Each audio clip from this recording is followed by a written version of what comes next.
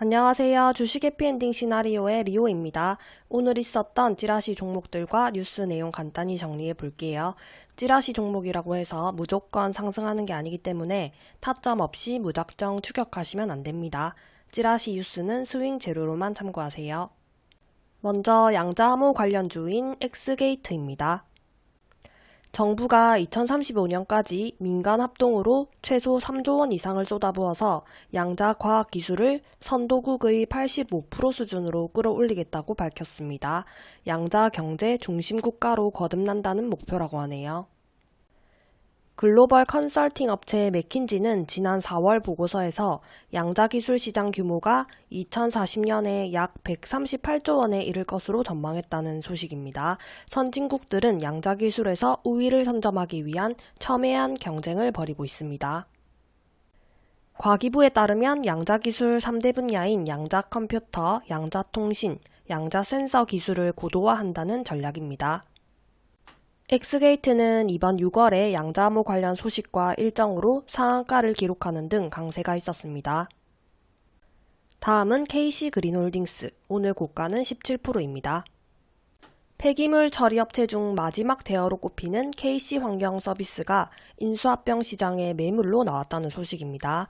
KC환경서비스는 대주주인 KC그린홀딩스 측이 일관되게 경영권을 행사해왔다는 점이 부각되었습니다. KC그린홀딩스 최근에는 탄소 배출 관련 내용으로 상승한 바가 있습니다. 식물 또는 동물성 유지에서 추출한 바이오 기름을 항공기와 선박의 연료로 사용하는 바이오 항공유, 선박유에 대한 정부 실증이 7월부터 시작되어서 내년까지 진행된다고 합니다. 그리고 8월부터 국제선 항공기와 선박을 대상으로 한 바이오 연료 실증 연구를 시작하고 이를 바탕으로 조속한 시일 내에 국내 상용화를 추진한다고 합니다. 이 소식에 JC케미칼이 바이오 선박류 실증에 참여한다는 점이 부각되었습니다. 다음은 게임 관련주인 컴투스 홀딩스입니다. 컴투스 홀딩스가 27일부터 서비스를 시작한 제노니아는 출시 하루 전부터 애플 앱스토어 인기게임 1위를 달성하고 출시 당일 구글 플레이 인기게임 1위를 차지했다는 소식입니다. 오늘 일부 게임 관련주들 강세가 있었고 액션스퀘어는 7월 13일 게임 출시 소식이 알려지면서 장중 상한가를 기록했습니다.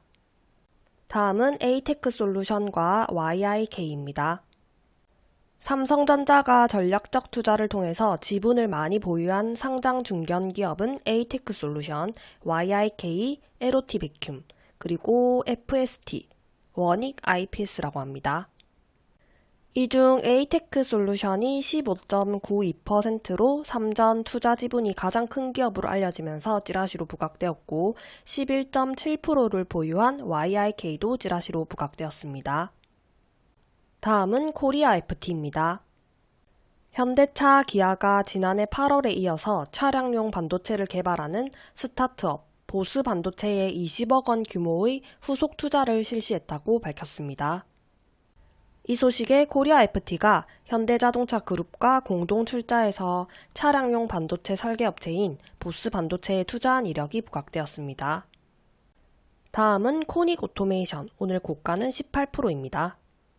전기전자공학부 최경철 교수 연구팀이 6시간 세탁에도 견디는 2D 맥신 전극을 활용해서 방수성 투명 플렉시블 OLED 개발했다는 소식입니다. 이에 코닉 오토메이션 사회이사가 최경철 교수라는 점이 부각되었습니다. 다음은 나우아이비입니다. 디지털 치료기기 개발 기업 로안이 다음 달 식약처에 경도 인지장애 개선 솔루션 슈퍼브레인 DX 확증 임상 시험을 신청한다고 합니다. 로안 관계자는 다음 달 식약처에 임상 계획서를 넣고 승인을 받으면 올해 말부터 확증 임상 시험에 들어갈 수 있다면서 경도 인지장애 디지털 치료제로는 최초라고 말했습니다. 나우아이비는 로안에 투자한 바가 있어서 이 점이 부각되면서 찌라시로 올랐습니다. 다음은 센코입니다.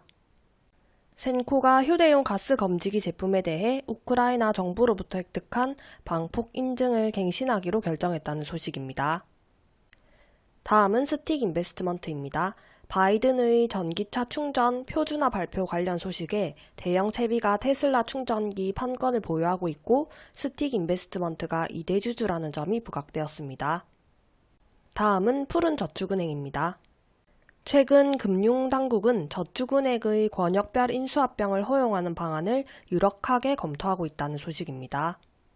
지역 중심의 대형 저축은행을 육성하는 방식으로 업계를 성장시키겠다는 취지라고 하네요. 금융권 일각에서는 우리금융이 저축은행을 추가 인수할 것이라는 전망이 나오고 있다고 합니다. 다음은 사료 관련주 미래생명자원입니다. 우크라이나 당국자가 러시아가 흑해 곡물 협정에서 탈퇴할 가능성은 99.9%라고 밝혔습니다. 곡물 가격이 상승할 것이라는 전망입니다. 사료 관련주 7월 17일 일정도 있으니까 참고하세요. 다음은 한동훈 관련주인 오파스넷입니다. 오파스넷은 한동훈 출마설로 상한가를 기록하는 등 급등한 바가 있습니다. 다음은 PI 첨단 소재, 고가는 16%입니다.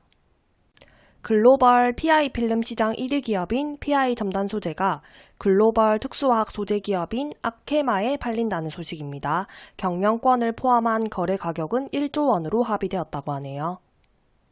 다음은 파인디지털과 웨이버스입니다. 파인디지털 오늘 고가는 16%입니다. 한국자동차연구원은 레벨 3, 4 이상의 자율주행을 위해서는 차량용 고정밀 지도를 사용해야 할 것으로 전망된다고 밝혔습니다. 차량용 고정밀 지도는 주행 환경과 관련된 다양한 정보를 정밀하게 담은 지도로 자율주행 활용이 주 목적이라고 합니다. 파인디지털은 국책과제로 선정되는 등 고정밀 지도 데이터 구축 회사이고 웨이버스 역시 고정밀 지도 사업을 영위 중입니다. 다음은 원격 진료 관련주인 인성정보입니다. 삼성그룹이 한국 비대면 진료 기업에 처음 투자를 단행했다는 소식입니다. 투자한 회사는 뉴욕서 창업한 메디히어라고 하네요. 메디히어는 개인에 최적화된 대면, 비대면 융합 진료가 가능하다고 합니다. 이에 원격 진료 관련주인 인성정보가 부각되었습니다. 다음은 구리 관련주인 이구산업입니다. 전 세계 국가들이 자체 공급망을 강화함에 따라 공급망 구축에 필요한 원자재 수요가 급증할 조짐이 보인다고 합니다. 이런 가운데 구리는 공급 문제까지 겪고 있어서 향후 가격이 더 크게 오를 것이라는 소식입니다. 결과적으로 구리 가격이 10배 뛸 수도 있다는 전망입니다. 다음은 콤텍 시스템입니다. 동전 주인이 주의하세요. 29일인 내일은 CQ센의 신규 상장이 예정되어 있습니다.